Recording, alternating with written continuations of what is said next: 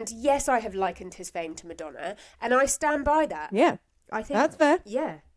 I see nothing wrong here. Prove me wrong.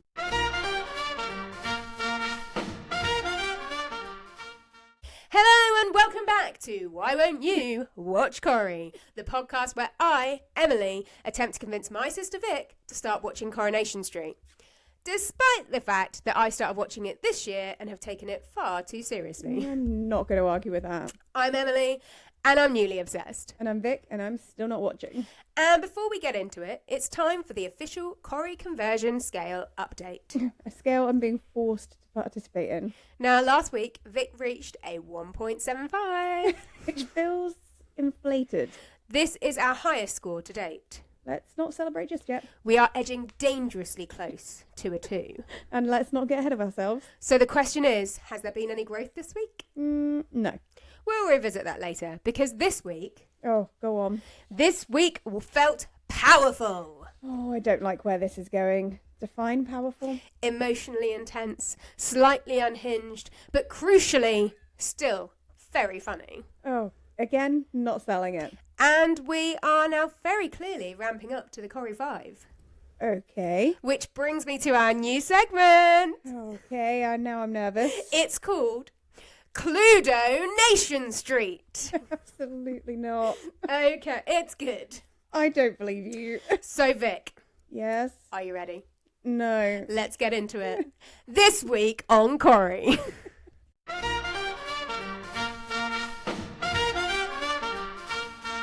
We're going to start storyline 1 of the week. Theo and Todd. Ooh, more drama with them. More drama with them. So as we know, last week Theo and Todd got married in the surprise, slightly unhinged wedding. Mostly unhinged. George is now suspicious that Theo is abusing Todd. The Undertaker? The Undertaker Okay, cool. is now aware that, or believes that Todd is being abused. So we don't have as much as last week, but this week was good. And I'm not even saying that sarcastically or joking. Like, this week was exceptionally good. God, what happened? So firstly, I just want to touch on a little thing across all of the storylines. There seemed to be a big mobster theme in this week's Corrie, which as we go through, I'm going to highlight them, but there seem to be lots of references to being in a mob, and that starts with the first episode of the week, which was on Sunday, where the Undertaker's cleaner girlfriend is holding a meeting of all of the mob wives. All of Todd's female friends in an alleyway in Coronation Street. And it's like very deep. And honestly, it was like a scene from a mobster movie where the wives have got together to discuss what the husbands are up to. Excellent. It was excellent. So she convenes all of Todd's female friends and tells them that they think he's being abused. Okay. So then they all listen. Then they go to the Undertakers and they all start like listing off examples. Do you remember this? Do you remember this? Do you remember this? As they're talking about it, Todd walks in. They all make their excuses and leave. Sarah Platt stays and is like, "Are you okay?" That was that. Sarah Platt in the same episode then goes and tells one of the witnesses, the male witness, who the male witness works with Theo. Okay.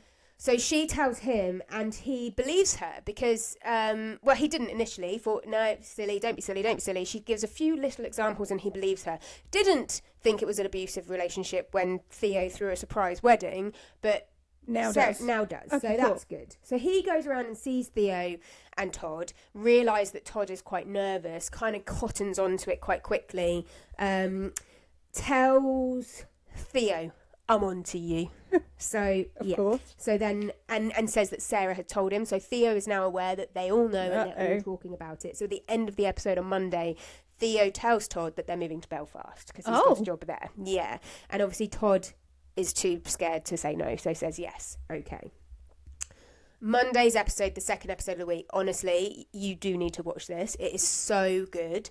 We'll see. Oh, no, like Vic. So there's a scene where the Undertaker comes round to give give Todd an escape bag. Okay. And in case he needs to get away. And that scene, he gives it to him. And I cried like a little baby. Yeah. He says to Todd, "Here's your bag. Like, if you ever need it, I'm always here for you." He gives him a hug, tells him he loves him. Says he's got so many friends there. Everyone's here for him. Todd shouts back and is like, "There's nothing wrong. You've got it wrong, George. You've got it wrong." And obviously he doesn't believe that he's being abused. Yep. because he's been manipulated so heavily at this point, and it just, honestly, it was very, very, very well done. Good. And then that's that episode.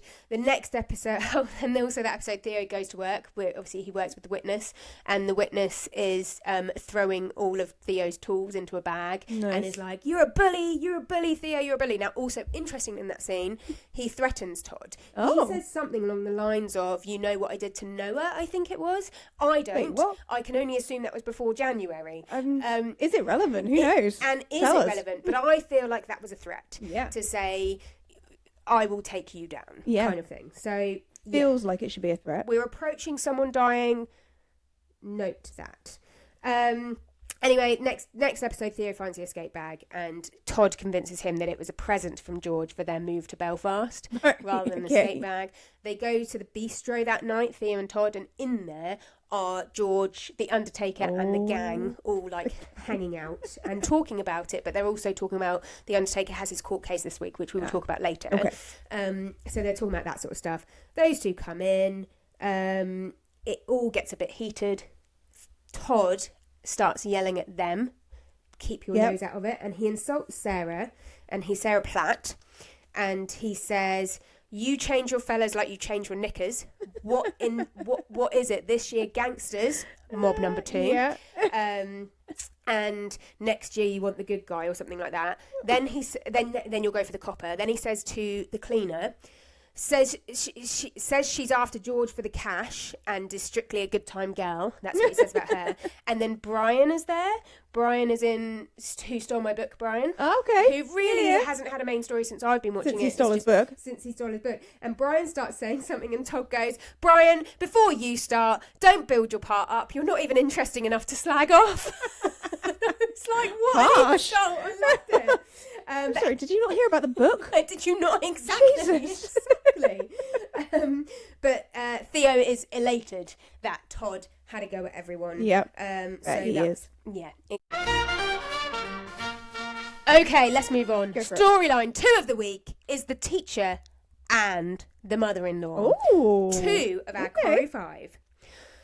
So we do have more of the teacher like this week. We obviously didn't last week. Yeah. Will is trying to get hold of her. He can't. The family is still trying to get the truth out of him. He's still saying that he was infatuated with her and not the other way around.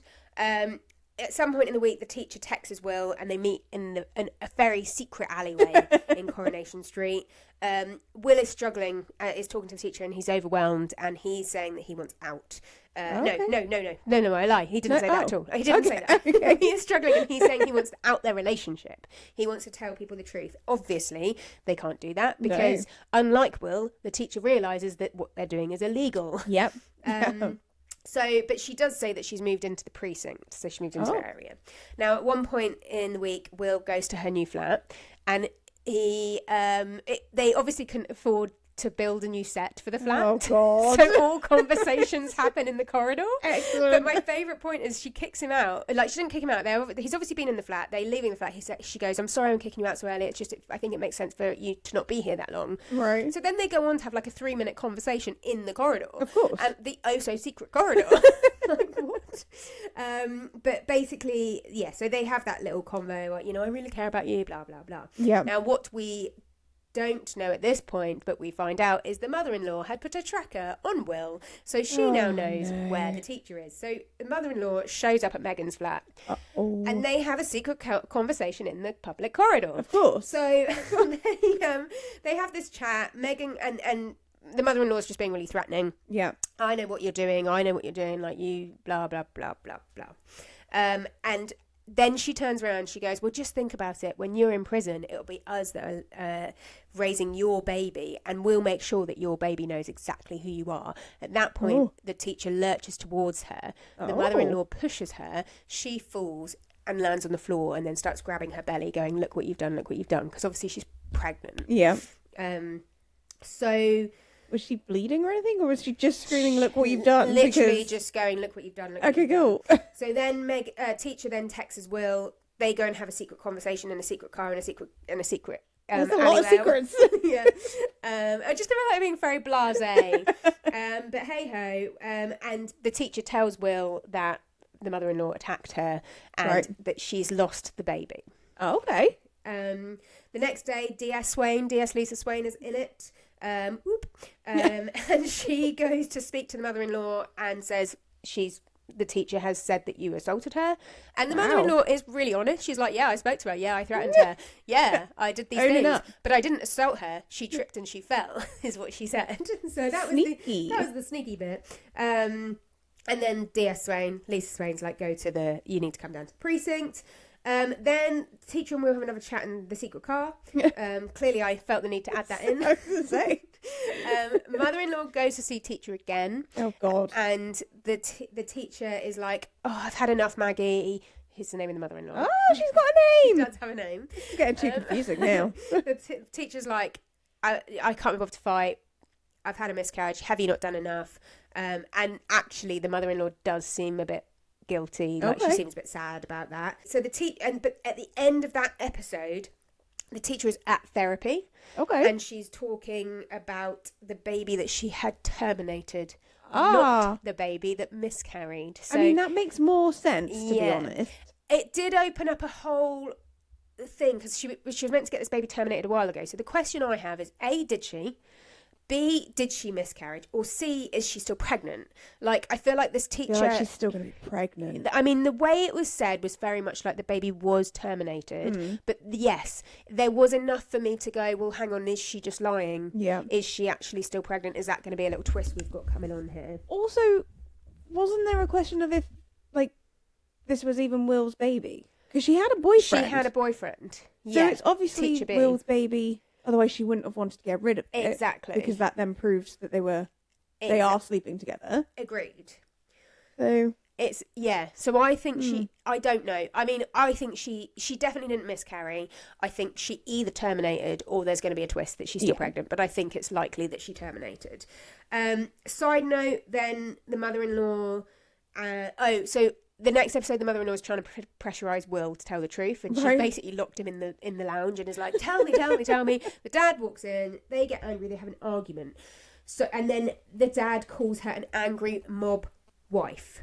Or an angry mob worm, I've written, but I think I meant mob wife. So that's wife, same thing. So that's our third mobster reference. Yeah, what's going on? Whoever was the writer this week clearly loved a mob. Loved Sopranos. Was part of a mob. Ooh, the famous Manchester mafia boss. Hey, probably. Maybe the Weatherfield mafia. I mean, to be fair, who knows? Anyway, so in that argument, the mother-in-law nearly let slip that. The landlord's dad isn't his dad. Oh, okay. Remember, there's that side storyline bubbling. Yeah. So that almost got slipped. Another side story with the mother-in-law this week, which was just kind of amusing. So there's the grandson who was dating Lauren.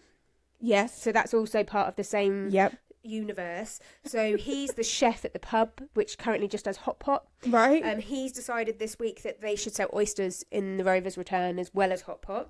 Because they go well together. Because he thinks that the oysters are going to bring in the punters. In the very, I don't know where Weatherfield is situated in the world. I mean, I know it's in Manchester way, but I don't think it's near the sea. You can import that stuff. It's fine. I'm not sure if I went to a local pub and they sold hot pot and oysters, I would be inclined to eat the oysters personally. No. But also, why do they only specialise in hot pot? There are many other things they can make. Honestly, though, if I went to a pub and it just sold a banging hot pot and a pint, and that was all they sold. But you didn't say it was banging. I'm assuming if that's the only thing they make, it's got to be good. You hope so, but... I mean, well, I'm assuming it's banging. Okay, cool, fine. With it. We'll go with that. But my favourite part of that is the grandson wants to sell the oysters and the mother-in-law says, Oliver, his name is Oliver. Okay. Oliver, Rome is burning. Your brother has been groomed. We need oysters in the menu like a hole in the head. I mean, she's got a point. Honestly, the mother-in-law's level of drama is just the right amount. Like, I don't think she was too dramatic, but she was not too undramatic. Okay, now we have 1, 2, 3, 4, 5, 6, 7. That's quite a lot. 7 minis. That's a lot. We've got 7 minis. Buckle in. Get ready. Number 1, mini of the week. Undertaker's court case. Okay, yeah. That happened this week. So at the beginning of the week, his court case is coming up. Yeah. The lawyers have got an extra witness, someone called Damien, who was someone... I don't even know, to be honest. But essentially, the Undertaker lost his court case and has to pay back the money that he got from the widow, the dead people, and the damages to the people who are against it. And then I've just mentioned... wasn't that like 10 grand? Yeah, 10 That's grand. a lot of money. But then he sat there at one point saying that, how am I going to be able to afford it? I'm like, why did you spend it? Because you knew... Why did you steal it? Yeah, and actually, why did he even get paid it when it was still in... Yeah. Whatever it is, yeah. Like that confused me a little bit, to be honest. And maybe it was just the court case money he had to pay, but I don't know. But anyway, who knows? But the usual gang, which is the TNT gang, so Sarah Platt, the cleaner, some woman from the pub, the Undertaker, the mob. Yeah, exactly. We're having a catch up, and the Undertaker makes another mob reference where he says, "Makes me sound like Don Corleone," who I googled. And it is a gangster. Okay, cool. I was like, I don't know who that is. No, I didn't. So I googled it. He's a gangster. So those are actually all our mob references of the week. Okay. But I think that is more than enough. That's more than enough for Coronation Street, surely. Yeah. They console him over the lost court case in the Rovers, and Todd joins them for a drink. So obviously we've talked about that earlier. Yeah. Full circle moment. Exactly. Mini storyline 2 of the week. Do you remember our prison ladies, oldie, youngie in the one prison? One who had a stroke. One who had she had the TIA. Yeah. Mini stroke. She's got the dementia. Yes. And then you've got Lou, who's like her mate in there. Yeah. And so they've just become closer friends, actually. And this storyline is purely in there, in my opinion, to highlight the fact that Debbie has got more unwell and her dementia has set on further. She's the elder lady. Okay. So she is Big Bad Boldy's mother. Yes. Yes. Okay. Big Bad Boldy obviously being one of the Corrie Five. Yeah. So this is basically what the storyline is telling us. There is a scene where she's lost her journal. And her journal? I know, but in her journal she's got a note of everything she needs to remember. So that's so sweet. It is sweet, and it's kind of sad. So basically she's lost her journal, and in her dementia setting she's decided that it's the prison officer who stole it, because obviously, is it? And she calls her something. What does she call her? Oi, face ache is what she calls it. She goes into like the recreation room, and she sees the police officer, goes, "Oi, face ache! I know you stole my journal," and starts having a go at her. And obviously Lou is trying to stop her because Lou knows it's going to get her in loads of trouble, and so Lou starts a fight with a different prison inmate to try and stop her getting in trouble, which I thought was really sweet. I mean, that is kind. It was. In a sense. And then, so that's basically what Lou does. And then I've said, side note, prison seems quite fun. Because really, they hang out, they chat. Debbie's learning how to knit. They they did a whittling course one day. Of course they did. They get free food and board. I mean, besides the occasional beating up scenario and not being able to leave. I was saying the fact that you can't leave. Yeah, the rest of it, sounds like a spa break, really. Those retreats that overworked people go to. Those little retreats, no? I mean, if you... I don't know where I'm going with that, so no. So yeah, okay, that is the storyline for the prison ladies this week. I feel like I'm missing something on that. Oh. So when the fight happens, and so Lou has gone to have the fight to stop Debbie fighting with the police officer. Yeah. Debbie starts having a dementia moment. Okay. We can tell she's having a dementia moment. God, what does the camera do? Because the background goes all blurry and we can hear the talking all muffly. Yeah. And then there's this bell ringing noise running throughout it whilst Debbie's looking panicked and starts shaking her hands. Okay. So that's how we knew, because the camera really sort of panned in on her. Of course. Reaction. I wonder what she was having a moment about. What was she remembering? It was her. I think she was forgetting. I think that was the problem. The moment. She was like, "I'm lost. I'm lost." Oh yeah, that's the other reason we knew, because she kept saying, "I'm lost. I'm lost." Okay, fine. So yeah, key bit of information there. Yeah, that was probably quite key. Okay, moving on. Third mini, Mel and Dev. This was only a mini because there wasn't that much that happened. But the week started with Mel storming into Dev and Bernie's house. Of course. And basically saying to Dev, he apologised to Dev because obviously, so last week, Mel told the police that it was Dev that had assaulted him. Yep. When obviously we know it was Kit. Yeah. And Bernie knows it was Kit. Yeah. So, and Mel, more importantly, knows it was Kit. Okay, cool. But because Dev is married to Bernie and Mel is obsessed with Bernie, he was trying to get rid of him. Of course. So he goes storming into the house and he says to Dev, I know it wasn't you. I know it was Kit. But Bernie also knows it was Kit. She was going to let you go down for it. And also, Bernie came to a hotel room with me last week. Because obviously last week she went to the hotel room in that really unhinged cheese and onions sandwich moment. That was really stupid of her. That was really stupid of her. And Mel tells him about this.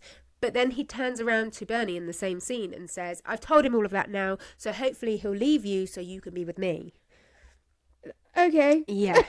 So they fight. Dev storms out. Couple of days later, they make up and they go on a date. Wonderful. They go on said date, and as they're leaving their house, they're stood by their car, and we can see that Mel is peering at them from around the corner. Of course he is. Of course he is. So this storyline is not over. Finished. Next mini is the sister. Ooh. Yeah. So the sister is a Corrie 5. Yeah. Yeah. Do you remember a few weeks ago I said that Bethany Platt might be seeing what she's up to? Yeah. So that storyline evolves this week. Okay. So they start off she's getting her nails done, sister's getting her nails done by Bethany Platt. Okay. So Bethany Platt has been on a dating app and there's a guy she's wants to go on a date with. She walks away from her phone. The sister cancels the date on his phone and then deletes the message so she doesn't know. Rude. So essentially Bethany Platt goes for the date and he no-shows. So who shows up but the sister?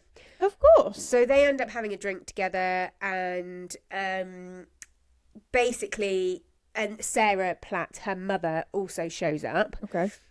And they're also having a date. At one point, the sister goes to the bar to get a drink, and Bethany turns round to her mum and says, I don't trust her. I'm suspicious of her. I don't know what's going on, but I'm going to work it out. Yeah. What we've also found out this week is that Bethany Platt used to be a journalist. Oh. That's mentioned about 3 or 4 times throughout the week. A key bit of information. So that is definitely a key bit of information that's needed to be known. So I do think it will be Bethany that uncovers the sister. Sounds like it. There's also a scene where Lisa D.S. Swain comes to pick up a curry from the curry place, the Sweet Dial place. Yeah. And what happens is Bethany is there with David Platt and they're asking about Connie, the baby, which was on their doorstep a few weeks ago. Yeah. And Jodie, the sister is called Jodie. Oh. I know, she has a name too. Okay. Sister is looking after is helping with childminding, which started last week. Yeah. And Bethany's like, have you given her references? Mm-hmm. And Lisa Swain is like, oh no, Carla did. But she has done references. No offence, we don't know her from Adam.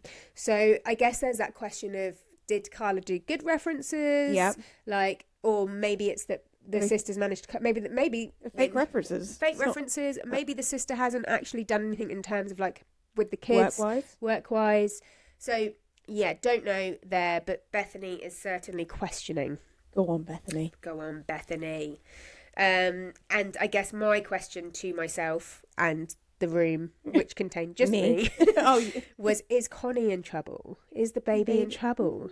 I hope not, because I reckon there's going to be like the baby's going to get kidnapped by sister. The thing is, we've only got 3 weeks until the wedding. Yeah. So, and we've only got 3 weeks until the death. Yeah. Okay, fair.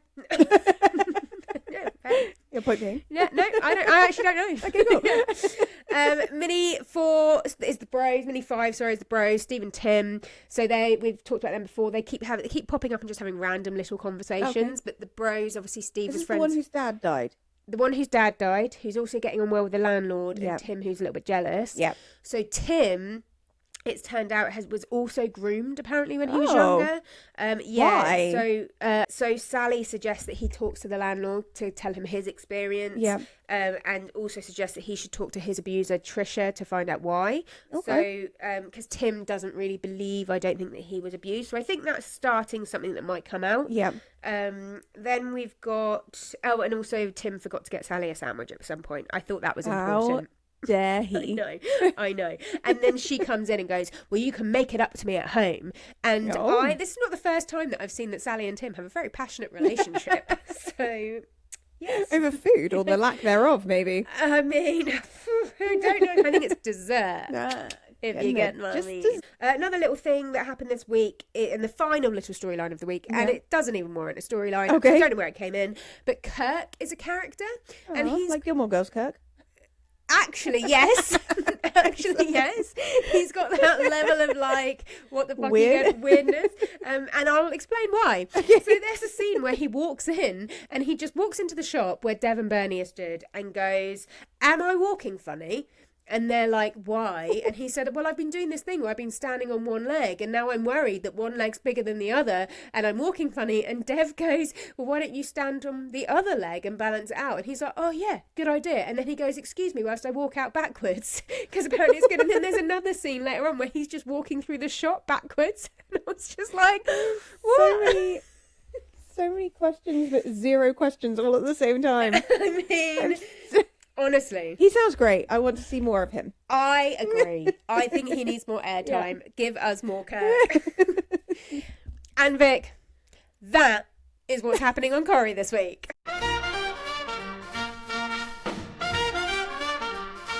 Okay.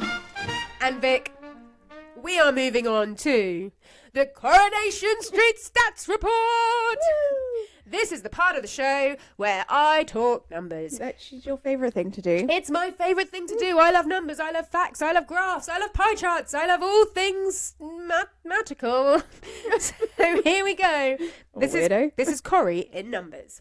Let's do it. Okay, right.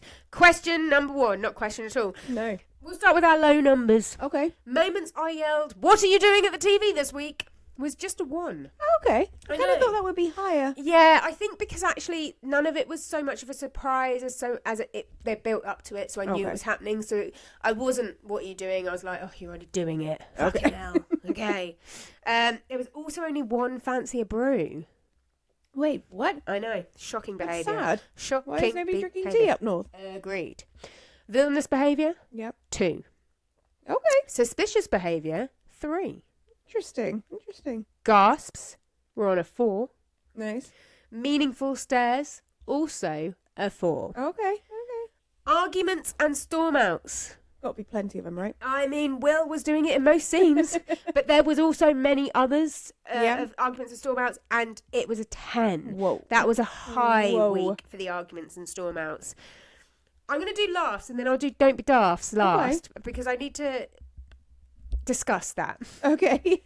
Laughs this week was 18. 18. And considering that this week was intense, like I cried, I gasped, but I also laughed. I mean, 18 times. That's what you promised me right at the beginning. Exactly. And then we're going to move on to our Don't Be Daffs. And I'm really hoping we'll allow it. I've said there were 2. Okay. I've said there were 2. Now, officially, there were none. Oh. I know, but there was a... How did you pull 2 out of the air then? There was a... Look at him being a daft, gangly lad. Okay. And there was a come here, you daft melt. So the word daft was said twice, is what you got at. Daft was said twice. Okay. And also, actually, there was a don't be daft at my workplace this week. Wait, what? I know, which surprised me greatly. But I should have taken that. Did you say it? No, it wasn't me. Okay. It was someone else. And as soon as they said it, we were talking about, I can't remember, it doesn't matter what we were talking about. We were talking about something random. And as soon as they said it, my brain just shut down. And like I was like, oh no, they said don't be daft. Do I need to tally it or do I just continue with my day? I don't think you tally real life ones. No, I don't think I do either. But I'm counting 2 for Don't Be Daft, because I think that look at him being a daft gangly lad and come here you daft melt. Count. Melt is in melting, like melting something. I think, yeah. Like a tuna melt? Yeah. Yeah. But have you never heard when someone's like, you're such a melt? No. It's like a wetty, I think. A whatty? A wetty. My response is going to be the same. A whatty? Okay, how do I southern this?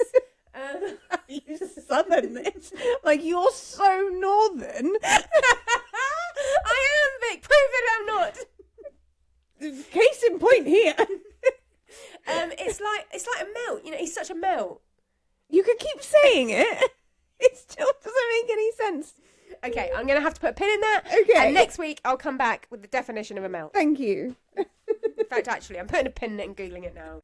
A melt is a noun which we use to describe a person who is being overly sentimental, a bit cringe, or a bit overly emotional. Like a sap. They're such a melt. Yeah. Okay. There we go. Okay. Learn something new. And that is our Coronation Street Stats Report.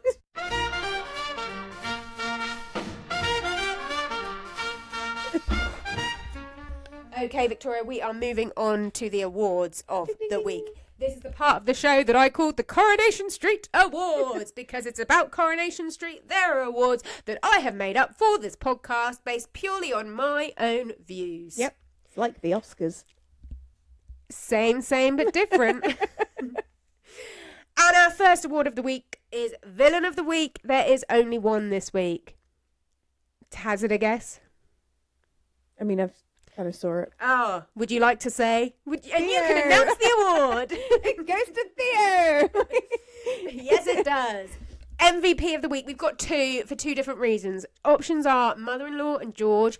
Okay. Mother-in-law, actually, it's kind of same reasons. They're both being protective of their people. Mother-in-law is funny, and with hers, in my opinion, she's aggressively protective. Yep. She is a lioness. Yep. Protecting her cubs, I would say. Yeah. George is not aggressively protective, but he is so protective, and so it's George. George is going to win purely for the scene where that made you cry. That made me cry, and he gives Theo the bag. And honestly, if that doesn't win an actual award, I will eat my shoe. Yeah. Check in next year for that one. Then we've got Comedy Moment of the Week. Okay, I feel like there's going to be quite a lot here. 18 laughs. There are quite a lot, but I've narrowed it down to 3. Okay, cool. We have got Kirk standing on one leg and walking backwards. Sounds excellent. Yeah. We've got the mother-in-law. This was actually funny. It made me laugh out loud. So basically, the son and the landlord are talking about Oasis, the band. Okay. And the dad goes, I wasn't that into Oasis. I like the other band, which famously Oasis and Blur in the 90s had a big argument. And the mother-in-law goes, oh, weren't you a fan of that other band? The grandson, goes, oh, Blur, and the mother-in-law goes, no, Boyzone. It was very funny. I mean, they were a great band too. Okay, no judgments. Exactly. There's 4 comedy moments. Number 3 is Debbie walking in and going, oi, face ache. Yeah. I thought that was quite funny. Great insult. Exactly. And the third one is Brian, who said it wasn't the book guy, and it wasn't Brian. It was when Todd turns around to Brian and says, before you start, don't build up your part, Brian. You're not even interested enough to slag off. Because actually, even though it was said in aggression, it was very funny. Yeah. I mean, do you have an opinion? I mean, I feel like for the goofiness that is Kirk, I don't know him, and clearly he's only ever been in one scene that was of note. I like him to win, but happy with either. Just to clear that up, one scene of note since I've started watching in January. Yeah. I'm sure he's got many scenes of note. He might. Who knows? And he needs many more. He clearly does. It is Kirk. Kirk is the winner of the comedy moment of the week. Excellent.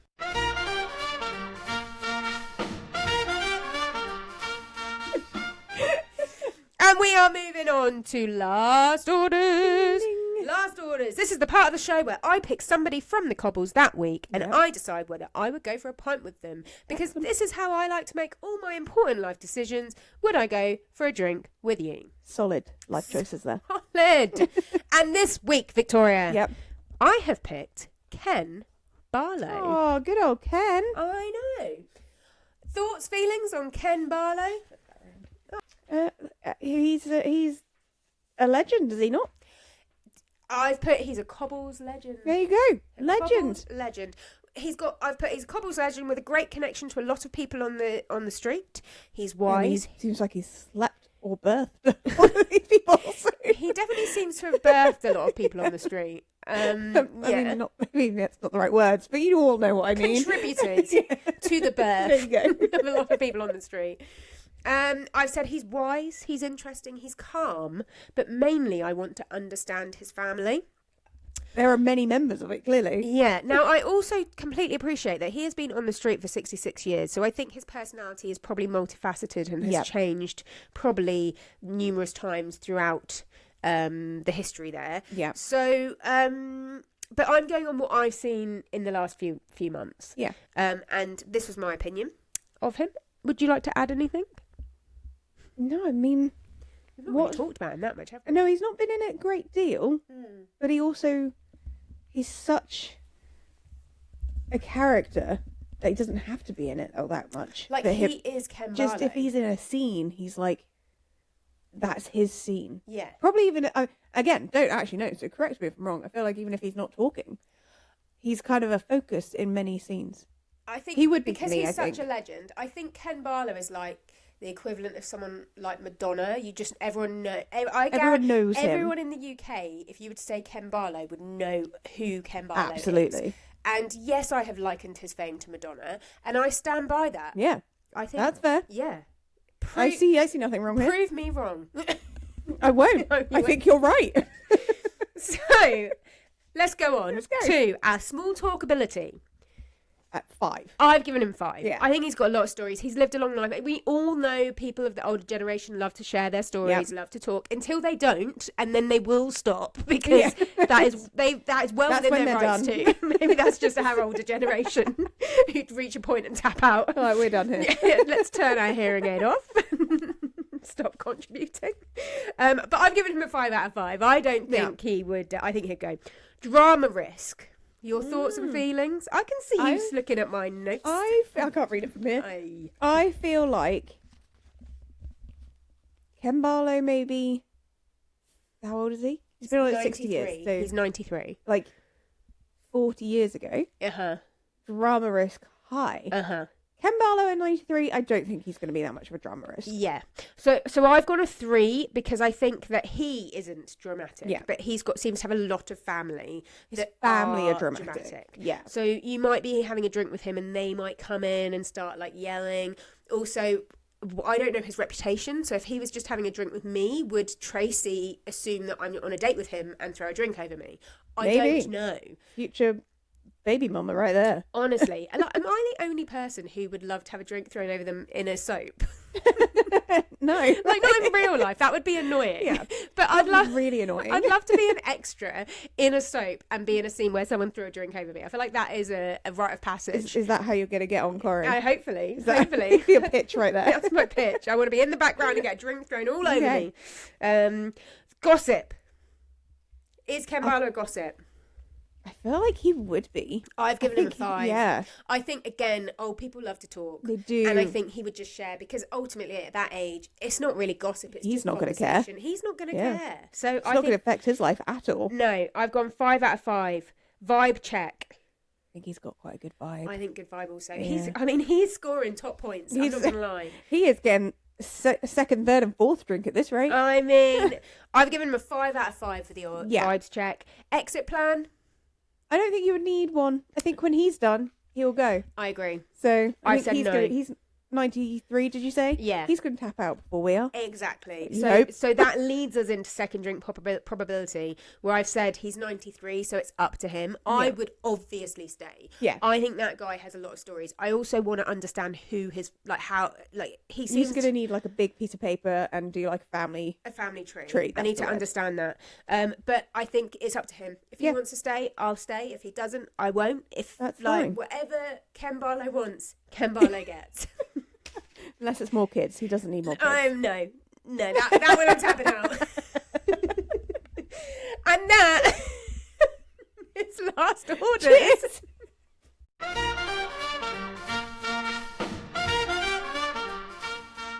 And we're moving on to who on the cobbles. This is the part of the show. This is the part of the show where Legacy Lauren joins us, gives us some tidbits about people on the cobbles, and we have to decide whether we know who they are. We have to try and work out who they are. Vic, Are you ready? I'm ready. Let's play Who on the Cobbles.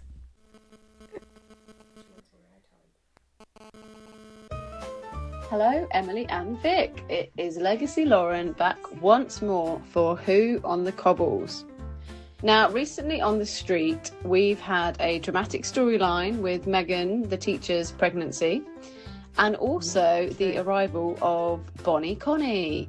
So my theme is going to be some other backstories that feature babies and pregnancies. Okay, here we go. You say babies and pregnancies. I faked a pregnancy because I found out that my fiance was cheating on me. But then after I got found out and we broke up, I actually discovered that I was pregnant for real. So then I lied about being pregnant. Now, to keep the baby a secret, I made a pact with another woman. Then I went away to give birth in secret. And then I allowed her to pretend that my baby girl was hers. That is a bit complex, but who am I? Okay, so somebody got pregnant with somebody, lied about it, then said they weren't, then went away and had the baby and gave it to someone else. So I guess my question is did the baby grow up on the street with the other woman? So are we looking for someone who has... Do you know who this is? I wonder if it's Tracy Barlow, but we've had Tracy Barlow because there's some storyline with Amy. Oh no, the Amy one's with Precious and no, we know the Amy one. The Amy one was the one with Roy and Helen, where Tracy Barlow convinced Roy that her baby was his. Do you remember that storyline? Right. Yep. Yeah. That's the one Lauren told us about a while ago. Okay, so somebody who's had a baby. Okay, let's run through our women. So I don't think it's Sarah Platt. It's not Sarah Platt. She can't have done it. She's not. I mean, no. Bethany we knew about. Yeah. Debbie Webster. Debbie Webster? Oh, Debbie Webster. No, because who's Debbie Webster? The one older woman in prison. Ah, okay. And she does have Big Bad Boldy as a son, and that was a secret son, but that was a son, not a daughter. Yeah. So unless Big Bad Boldy was Big Bad woman. No. Okay. It's not going to be somebody in like the mother-in-law family, is it? They're relatively new. Eva isn't that new. She was in it, came back, left. She has a little girl. I mean, I'm going to go Tracy Barlow again. Go for it. Could be. Okay, let's see. Because I have no idea. Do you have any idea? Absolutely not. All right, let's find out. Okay, I mean, I will be really impressed if you've even followed this, let alone got the right answer. So this is Eva Price. She is the partner of Ben Driscoll, and she is Leanne's half-sister. She was engaged to Aidan Connor, who was played by Shane Ward. Aidan was Carla's half-brother, one of the ones who gave her a kidney. Anyway, she found out that Aidan was having an affair with Maria the dog groomer. So she lied about being pregnant so that Aidan didn't leave her. But it came out that she was lying. The wedding was a disaster. They broke up. And then, after that, she actually found out that she was pregnant. So she went away, she gave birth in secret, and then Toya, so Leanne's stepsister, Toya pretended that it was her and Peter Barlow's baby. Peter Barlow as in Leanne's ex. Very complicated. But Toya pretended that it was her and Peter Barlow's baby that they'd had by a surrogate. Anyway, Eva found it too hard to give up the baby, and eventually Toya gave the baby girl back. And that baby is Susie. Who the hell is Susie? Susie is the 5, 6, 7-year-old that we spoke about in the previous episode. Okay, fine. But also, I love Corrie. Yeah. But that's too far. I mean, that was just a lot of things happening just for a baby to be born. I know. I just need a minute. Okay. Sorry. Yeah, there was a lot of things happening. I mean, there's a lot of characters mentioned that I have no idea who they are. I don't know who all the characters are. And funnily enough, Toya is currently with a guy called Nick, who was Leanne's ex-partner. Your face looks like it's going to explode. Should we move on to the next question? Yeah, you're going to have to. Okay, let's move on. Okay, moving on. Okay, that last one was a bit complicated. So I'm going to give you an easy one. Okay, here's an easy one. I gave birth aged 13 after I got pregnant by a boy at my school named Neil.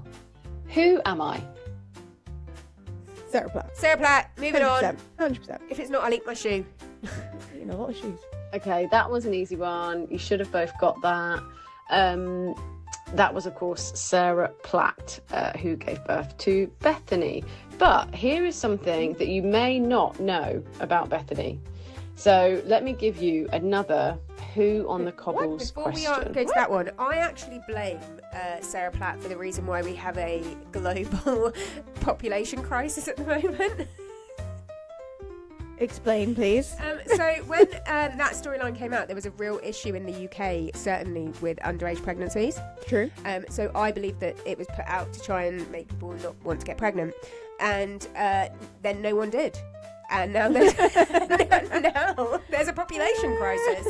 So Sarah Platt, think about that. You got some things to answer. You got some explaining to do.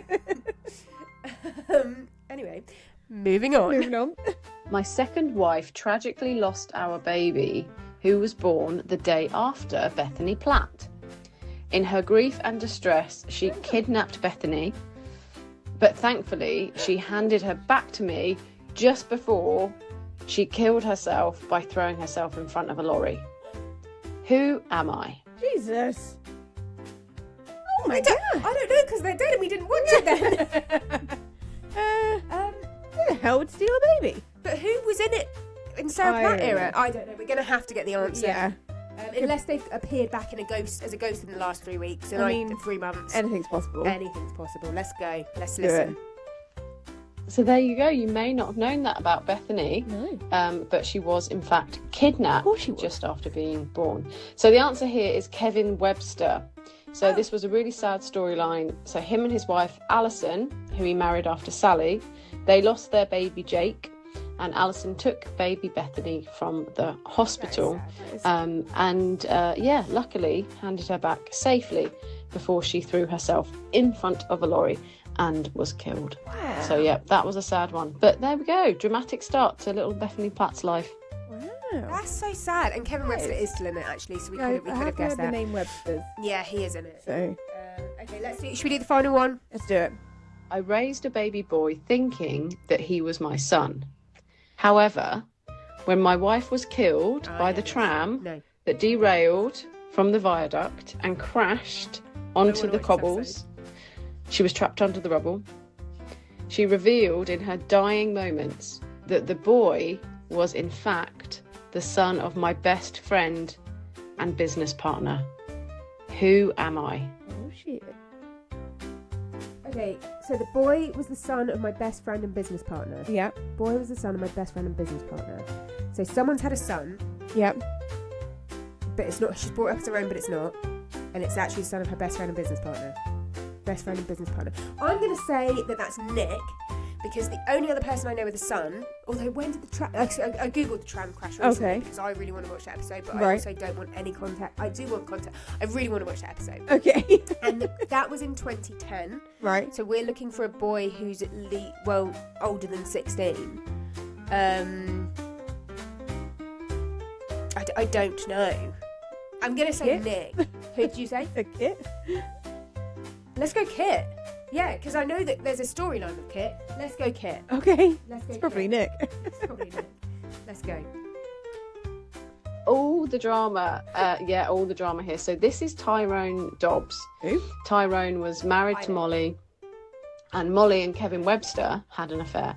And at the time, Tyrone and Kevin were business partners. So baby Jack, who Tyrone thought was his, was in fact Kevin's, and Molly revealed that to Sally in her dying moments. Tram crash. Oh, Emily, you're going to have to go back and watch that. Tram crash was a big storyline back in December 2010.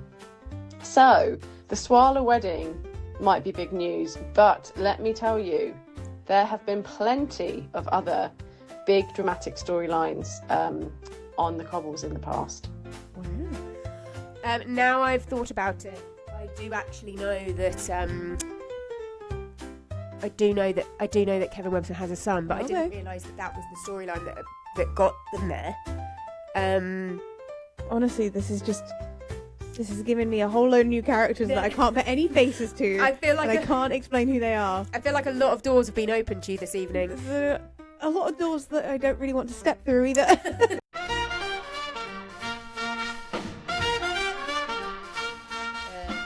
Okay, Vic. Oh no. We are moving on to the new segment of the week. Actually, we're moving on to a new segment, which we will only have for 3 weeks. Okay. Let the games begin. Oh no. It is finally the month of the Swarla Wedding, but also the month of the Corrie 5. We get to find out who dies this month from the Corrie 5. Excellent. And we, at Why Won't You Watch Corrie, have decided if we can't predict it, we'll game it. Have we? Yes, we have. So for the next 3 weeks, we're going to play Coronation Street.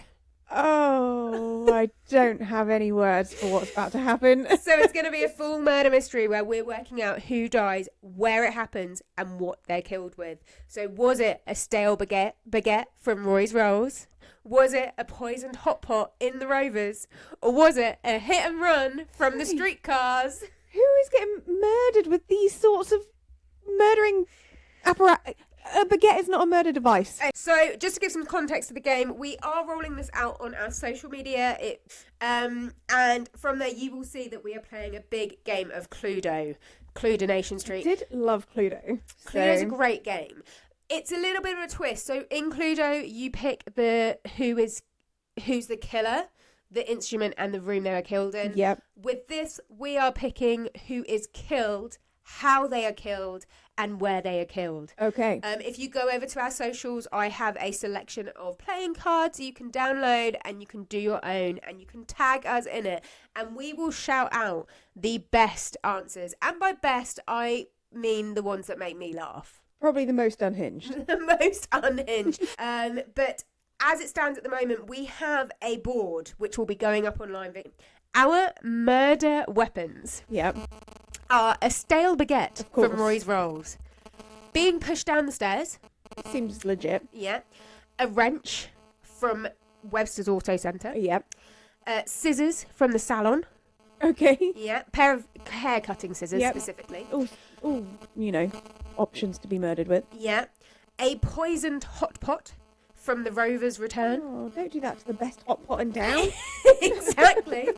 A death stare from the mother-in-law. I mean, I've seen a picture of that death stare. It's gonna get you. It's pretty killer. Yeah. A hit and run from the Streetcars, Yeah. the taxi company. And by being daft. Just... Okay. I've got no words for that one. Vic, have you ever read the Darwin Awards?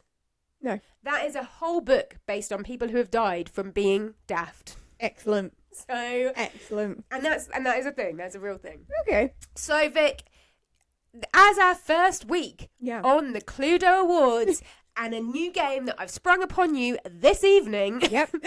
Who are you going to say is dying on the 23rd of April? How are they killed? And where will it happen? Okay.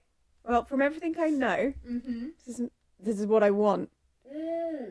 It's every time. Theo. Yep. Just because it will be ridiculous with the hot pot. Yes.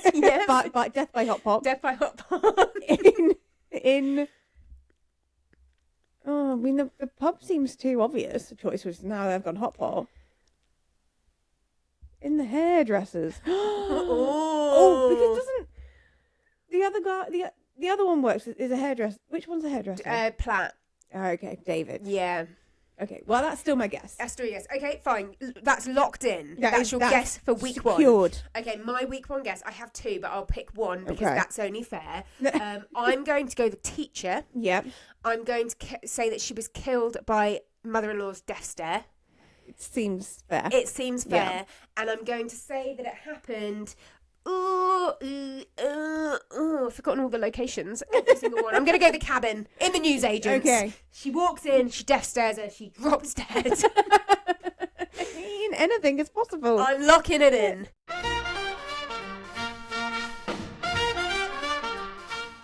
We're moving on to the final segment of the show. The one we all know and love, the most important one, the bit you've clearly not thought about by your reaction then.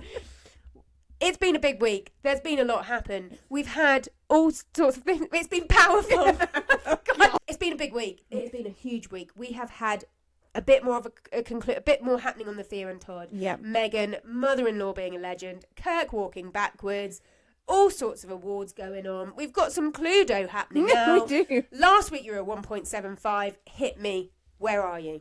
Okay, Corrie Conversion Scale time. Now, it has been a big week. You have showed some...